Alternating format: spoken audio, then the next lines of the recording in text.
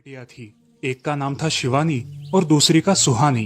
शिवानी जब छोटी थी तब उसकी माँ गुजर गई थी, जिसके कारण उसके पिता रघु ने दूसरी शादी कर ली। मगर उनका भी कुछ सालों में बीमारी की वजह से देहांत हो गया और इसी वजह से शिवानी के मन में उसकी माँ और बहन के प्रति प्रेम उत्पन्न नहीं हो पाया। शिवानी और सुहानी में हमेशा झगड़ा हुआ करता था। दोनों भी बहनें एक दूसरे से कभी प्यार से बात नहीं करती थी। शालिनी ये सब देख बड़ी चिंता में रहा करती थी। ऐसे ही एक दिन, शिवानी सुहानी, चलो आ जाओ, खाना खा लो। हाँ माँ, आई। हाँ माँ, मैं भी आई।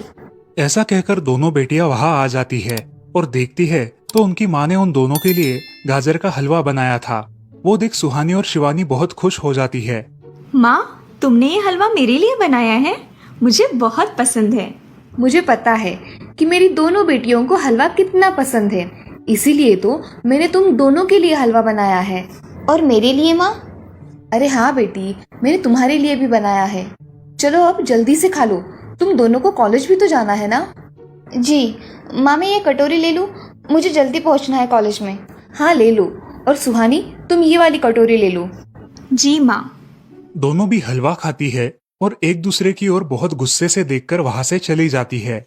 वो दोनों भी कॉलेज में एक साथ पढ़ा करती थी। फर्क सिर्फ इतना था कि शिवानी 3rd ईयर में थी और सुहानी 1st ईयर में।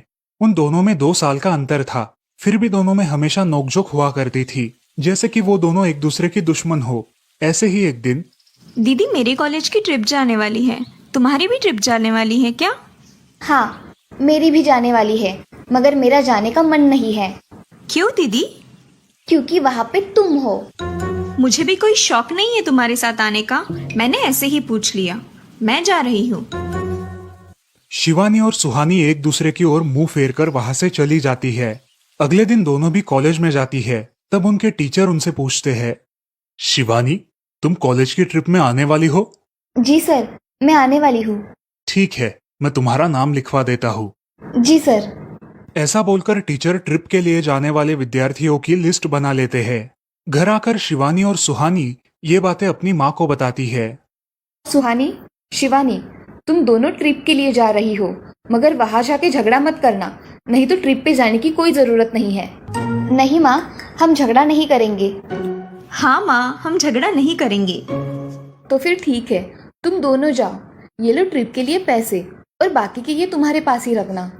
माँ, हम कल जाएंगे और 2 दिन के बाद वापस आएंगे। ठीक है, चलो अब सो जाते हैं, कल तुम दोनों को निकलना है। अब वो सब खाना खाकर सो जाती है।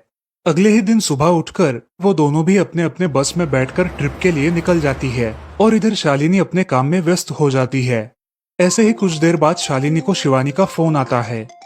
माँ, हम दोनों यहाँ ट्रिप की जगह पहुँच गए हैं। अच्छा बेटी, तुम दोनों ठीक हो ना? हाँ माँ, मैं रखती हूँ, हमें यहाँ अलग अलग स्पॉट देखने जाना है। ठीक है, और जब वक्त मिले तो फोन कर देना। हाँ माँ, अपना और सुहानी का ख्याल रखना। हाँ माँ। फोन रखने के बाद शिवानी और उसके क्लास के सारे दोस्त वहाँ की एक जगह देखने जाते हैं। सुहानी भी उसके क्लास के साथ एक दूसरी जगह देखने निकल जाती है। सारे बच्चे एक साथ घूमकर वापस आते हैं। शिवानी सुहानी को ढूंढती है, मगर सुहानी उसे कहीं दिखाई नहीं देती। इसीलिए शिवानी को बड़ी चिंता होने लगती है। अरे, ये सुहानी कहाँ रह गई? इसका तो कुछ भी पता नहीं, कहाँ ढूंढूं इसे? तभी शिवानी को सुहानी दिखाई देती है और उसके जान में जान आ जाती है। सुहानी, कहाँ गई थी तुम? मुझे कितनी चिंता लग गई थी तुम्हारी। अरे, मैं यहाँ ही थी मेरी सहेलियों के साथ, मुझे कुछ नहीं हुआ। ऐसा बोलकर सुहानी वहाँ से चली जाती है। दूसरे दिन सब लड़के लड़कियाँ जल्दी उठकर अपनी तैयारी कर लेते हैं और पहाड़ पर जाने के लिए निकलते हैं। वो सब आज थोड़ा घूमकर शाम तक निकलने वाले थे। सब विद्यार्थी एक हिल स्टेशन देखने चले जाते हैं। शाम होने तक उस पहाड़ी का मजा उठाते हैं, लेकिन सुहानी बिना किसी को बताए उस पहाड़ी के एक अनजान हिस्से में चली जाती है। वहाँ का मनमोहक दृश्य देखते देखते गलती से उसका पैर फिसल जाता है और वो वहाँ से नीचे गिर जाती है। शाम हो जाने के कारण सभी विद्यार्थी वहाँ से निकलने लगते हैं और यहाँ सुहानी एक पेड़ के सहारे उस पहाड़ी की चोटी पर लटकी रहती है। शिवानी सभी विद्यार्थियों में अपनी बहन को ढूंढती है, लेकिन वो उसे कहीं नहीं मिलती। सुहानी को ढूंढते ढूंढते शिवानी वापस उसी पहाड़ी के पास आती है और उसे आवाज लगाती है। सुहानी, सुहानी कहाँ हो तुम? दीदी मैं यहाँ हूँ, बचाओ मुझे, मैं यहाँ हूँ। सुहानी की आवाज की ओर जाते ही उसे पता चलता है कि सुहानी पहाड़ी पर लटकी है। ये सब देखकर शिवानी बहुत घबरा जाती है। शिवानी अपनी पूरी ताकत लगाकर उसे ऊपर खींच लेती है। तुम यहाँ क्यों आई थी? अगर तुम्हें कुछ हो जाता तो मैं क्या करती? माँ को क्या जवाब देती? दीदी मेरा पैर फिसल कर मैं वहाँ गिर गई। मैंने बहुत आवाज दी मगर मेरी आवाज किसी ने नहीं सुनी। तुम ढूंढती हुई आई और मुझे बचा लिया। तुम दुनिया की बेस्ट दीदी हो। हाँ सुहानी, चलो अब घर जाने के लिए देर हो जाएगी, बस निकल जाएगी। सुहानी को ऊपर खींचते वक्त शिवानी के हाथ पर बहुत सारे जख्म हो गए थे, इसलिए सुहानी अपनी ओढ़नी फाड़कर उसके हाथ पे बांध देती है और अब वो दोनों बस के पास चले जाते हैं। क्या हुआ है शिवानी? हाथ से खून बह रहा है तुम्हारे? कुछ नहीं सर, मैं वहाँ पे गिर गई थी, अब मैं ठीक हूँ। टीचर और सारे छात्र गाड़ी में बैठकर घर जाने के लिए निकलते हैं। घर आने के बाद शिवानी सारी हकीकत अपनी माँ को बताती है और वो सब सुनकर माँ दोनों को गले लगाकर रोने लगती है। तुम दोनों एक दूसरे के साथ होते हो इसीलिए मुझे कोई टेंशन नहीं रहता, मगर मेरी बच्चियों खुद का भी ख्याल रखा करो। उस दिन के बाद दोनों सौतेली बहनों ने अपने बीच की सब नोकझोंक बंद कर दी और हंसी खुशी सगी बहनों की तरह रहने लगी। दोस्तों, इस कहानी से हमें ये सीख मिलती है कि हम सबको एक दूसरे के प्रति द्वेष की भावनाएं छोड़कर प्यार से रहना चाहिए। चंदनपुर नाम के गांव में चंपा नाम की एक औरत रहती थी। पति, 2 बच्चे और एक बेटी, ऐसा उनका पूरा परिवार था। उसका पति श्रीधर पोस्ट ऑफिस में जॉब करता था। उसके कमाई से ही घर चलता था। चंपा ने अपने घर के सामने एक छोटी सी दुकान खोल के रखी थी।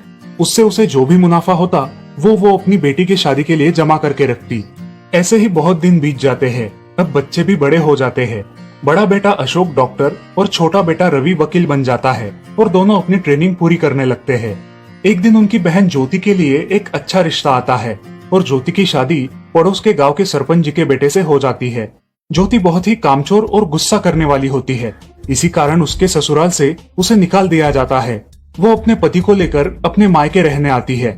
अब चंपा का जमाई दुकान चलाता है और चंपा और ज्योति आराम से वहाँ रहती है।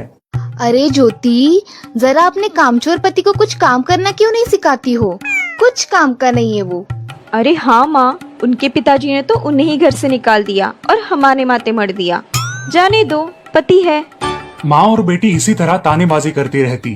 अब बड़े बेटे अशोक की शादी उन्हीं के गांव के एक लड़की से करा दी गई, लेकिन उस लड़की से भी चंपा बहुत काम करवाती और वो बेचारी सासू माँ का आदर करके सब काम चुपचाप करती थी। एक दिन वो काम करके थक गई और एक जगह पर बैठ गई। ए कामचोर कमला, इतना सारा काम पड़ा है घर में, क्या वो तुम्हारा बाप आके करेगा? चलो उठ, काम कर। हाँ हाँ माँ जी, करती हूँ।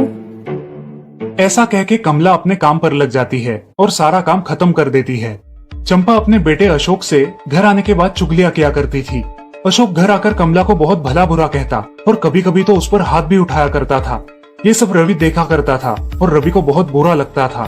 अशोक मारने आता तो रवि बीच में पड़ जाता और माँ बाप को डांटता था और वही झगड़ा खत्म हो जाता था। ऐसा बहुत दिन चलता रहा। रवि को रंजना नाम की एक लड़की बहुत पसंद थी, जो कि एक न्यूज रिपोर्टर थी। क्या तुम मुझसे शादी करोगी? मुझे तुम बहुत पसंद हो। हाँ, मगर रवि, तुम्हारे घर में तुम्हारी माँ का बर्ताव मुझे बिल्कुल पसंद नहीं है, इसीलिए पहले तुम इसका कोई हल निकालो। अरे रंजना, मैं हूँ ना तुम्हारे साथ, तुम्हें टेंशन की क्या बात है? मगर रवि, तुम भी अगर मुझे मारने पीटने लगे तो मैं तुम्हें कोर्ट में खींचूंगी। अरे हाँ बिल्कुल, वो तो तुम्हारा अधिकार है। अगले दिन रवि अपने घर में रंजना के बारे में बताता है। रवि की माँ चंपा उसे साफ मना कर देती है। रवि, तुम्हें कुछ समझ आता है या नहीं? अपनी बिरादरी की लड़की से शादी करो बेटा। इस घर में ये आखिरी शादी है और मेरे भी कुछ अरमान है बेटा। अजय, आप कुछ कहते क्यों नहीं? हाँ बेटा, तुम्हारी माँ सही कह रही है, तुम इसकी बात मान जाओ बेटा। नहीं पापा, मैं शादी करूंगा तो सिर्फ रंजना से, वरना मैं शादी नहीं करूंगा। सब चुप हो जाते हैं। अगले दिन रवि मंदिर से शादी करके घर आता है। सब अचरज से रवि की ओर देखते हैं और चुपचाप अपने कमरे में चले जाते हैं। कमला उन दोनों का स्वागत करती है और वो दोनों अपने कमरे में जाते हैं। कैसे लगा मेरा घर? अच्छा है, मगर सब मिलजुल के रहे तो और भी अच्छा होगा। रंजना, तुम्हें मेरी माँ को सबक सिखाना होगा, तभी घर के सारे सदस्य ठीक हो जाएंगे। ठीक है रवि, जैसा तुम चाहो। अगले दिन रंजना अपने घर के मंदिर में पूजा करने जाती है। तभी रुको, मेरे भगवान के मंदिर में तुम मत आओ, जाओ यहाँ से। ये कहकर सास रंजना को वहाँ से भगा देती है और घर के किसी भी काम को करने से मना कर देती है। तब क्या माँ जी, आज से मैं इस घर की बहू हूँ। इस घर पे मेरा भी उतना ही अधिकार है जितना कि आपका। क्या बोल क्या रही हो? निकल जाओ मेरे घर से। खबरदार अगर हाथ भी लगाया तो।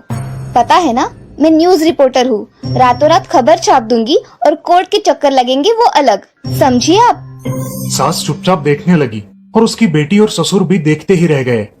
रंजना ने कमला से कहा, दीदी मुझे आपसे काम है, आप मेरे कमरे में आइए।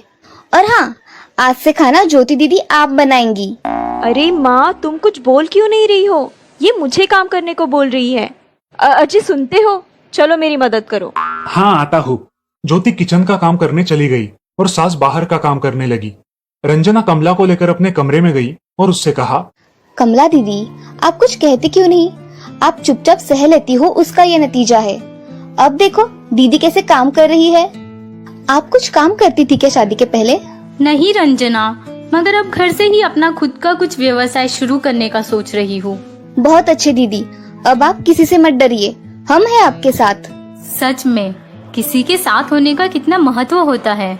अब उसकी सासू माँ ही घर के सारे काम करने लगी थी और ज्योति को काम करवाने की वजह से ज्योति भी अपने ससुराल जाने की सोच रही थी। अजी, यहाँ तो काम वाली से भी ज्यादा बुरी हालत हमारी हो गई है।